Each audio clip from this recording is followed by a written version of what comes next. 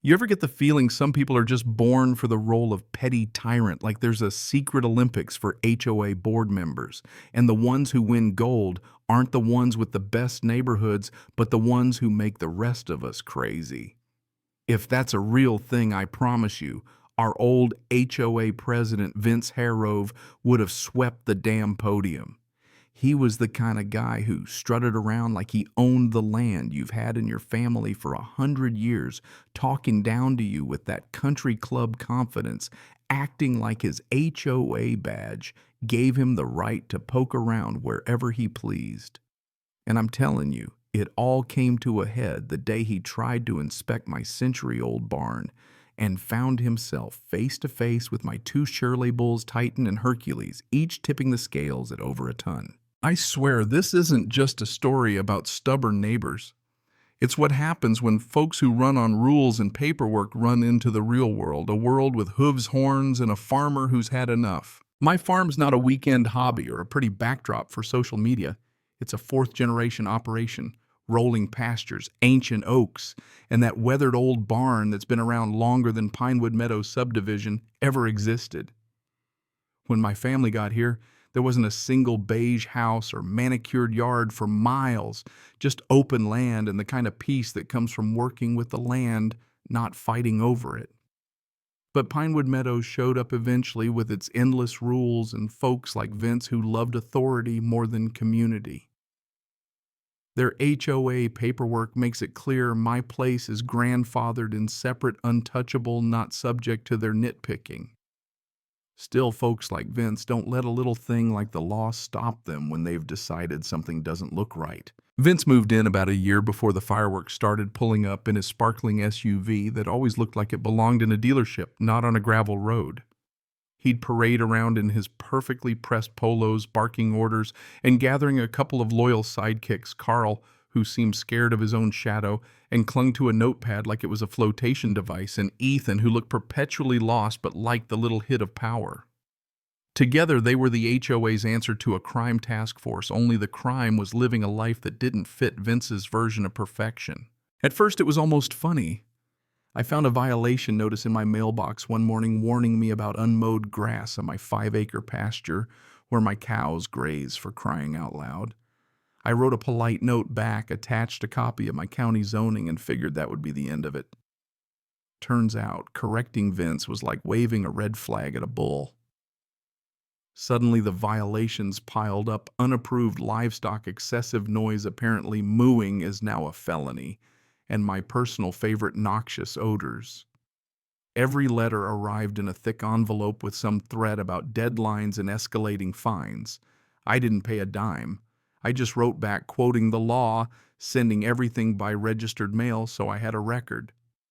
I thought logic might slow him down, but if anything, it made him more determined. My neighbor, Old Man Whitaker, chewed his tobacco and told me Vince had big plans for Pinewood Meadows, and I'd better watch out.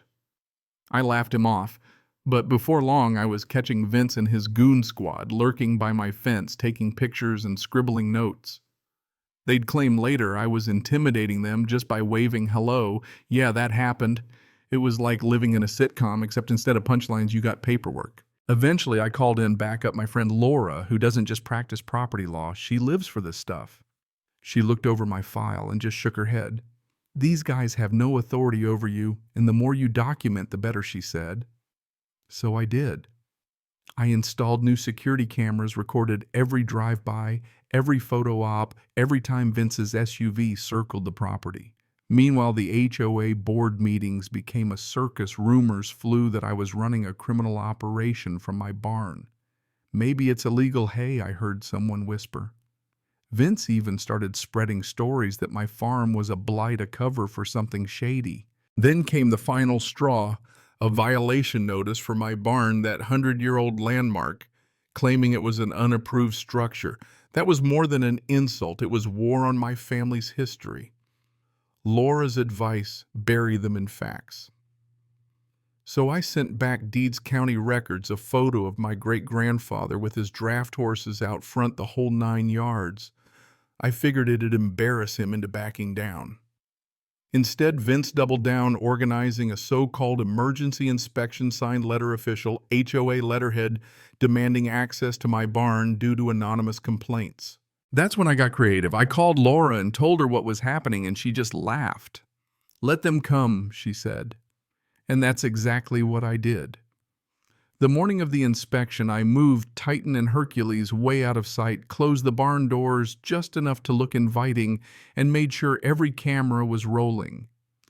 Then I loaded up my truck with fishing gear and headed for Carter's Lake, where my buddy Mike could vouch for my alibi.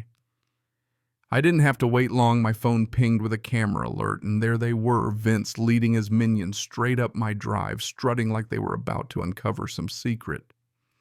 They peered through the windows, opened the barn door, and stepped inside, notebooks at the ready. Now here's where it gets fun. I'd already prepped a rope that let me quietly swing open the interior gate from the corral, which meant with a soft call, Cheryl, my lead cow, knows my voice.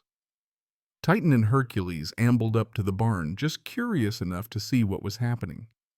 2.5 tons of muscle and horn walked inside, sniffed the air, and started munching hay as calm as could be.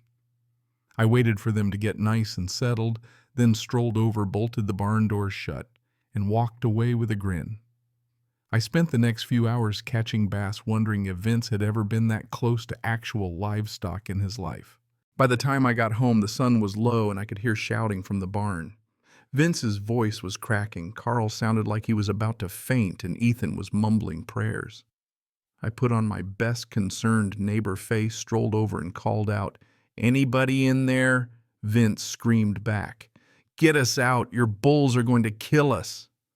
I faked shock, asked how they'd managed to get locked in, and reminded them nice and loud that nobody had permission to be in my barn. Vince finally cracked, yelling, "Yes, we trespassed. Just let us out."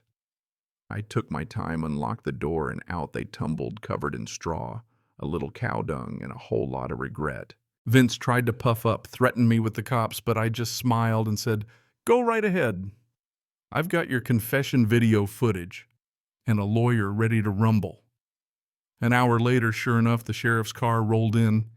Vince started ranting about assault by beasts, but Deputy Harris, who buys feed from me, just watched the footage, listened to the audio, and told Vince he was lucky not to be in handcuffs. The look on Vince's face was priceless. Laura, meanwhile, was delighted. She fired off a cease and desist letter demanding Vince resign, the HOA apologize, all fines wiped out, and a binding agreement to leave my farm alone or face a lawsuit with all the receipts attached. The board caved instantly.